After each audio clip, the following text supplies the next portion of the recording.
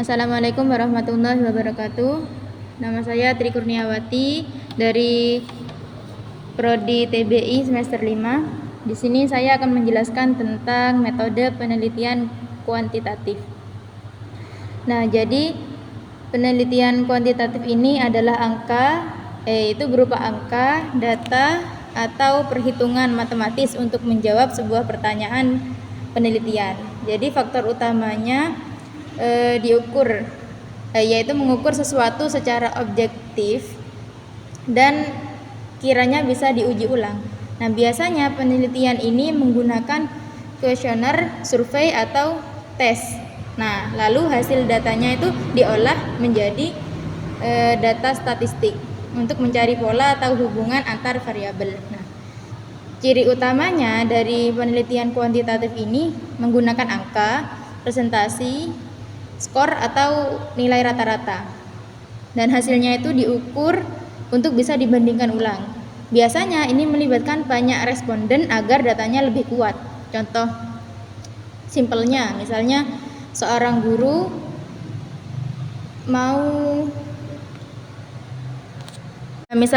itu mau membandingkan kemampuan siswanya melalui pembelajaran yang berbeda. Misal guru tersebut membagi siswanya menjadi 2 kelompok.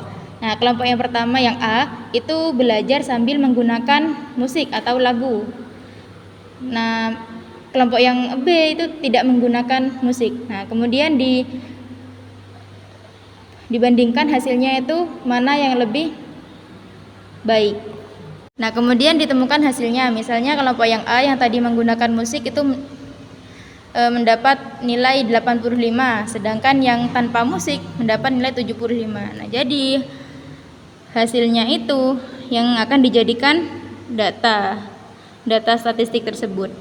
Kemudian saya akan menjelaskan jenis-jenis penelitian kuantitatif.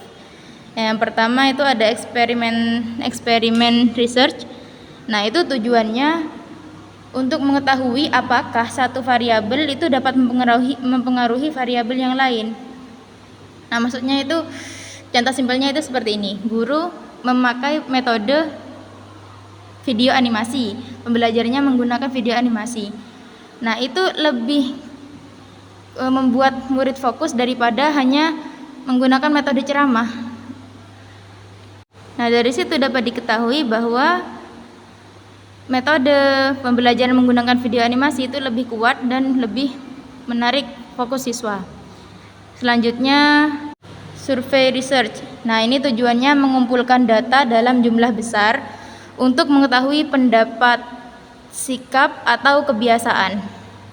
Jadi ini misalnya guru membuat kuesioner untuk pertanyaan untuk siswanya. Nah, itu siswanya ditanyai apakah Kahoot itu dapat lebih membantu pemahaman materi. Nah, itu hasil respondennya itu diolah menjadi data statistik mana hasilnya yang lebih baik dan yang tidak.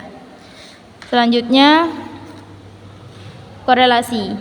Nah, ini tujuannya agar mengetahui hubungan antara 2 variabel.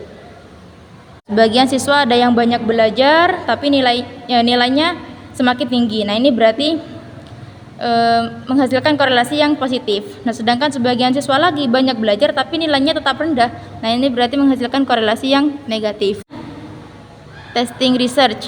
Nah, ini mengukur kemampuan atau keterampilan dengan alat tes tertentu. Nah, ini misal seorang guru mau mengetahui tingkat kemampuan membaca siswanya. Dalam satu kelas tersebut diberi tes untuk membaca. Nah, itu nanti hasilnya dikumpulkan untuk dijadikan data penelitian. Dan yang terakhir, individual research. Jadi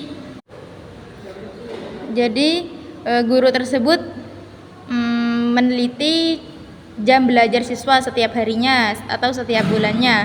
Nah, itu terus dibandingkan dengan total jam belajar dengan nilai pelajarannya itu.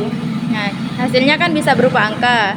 Misalnya kalau 2 jam belajar itu dapat nilai 85, atau kalau misalnya belajarnya maksimal sampai 5 jam itu dapat nilai yang lebih tinggi lagi, seperti itu.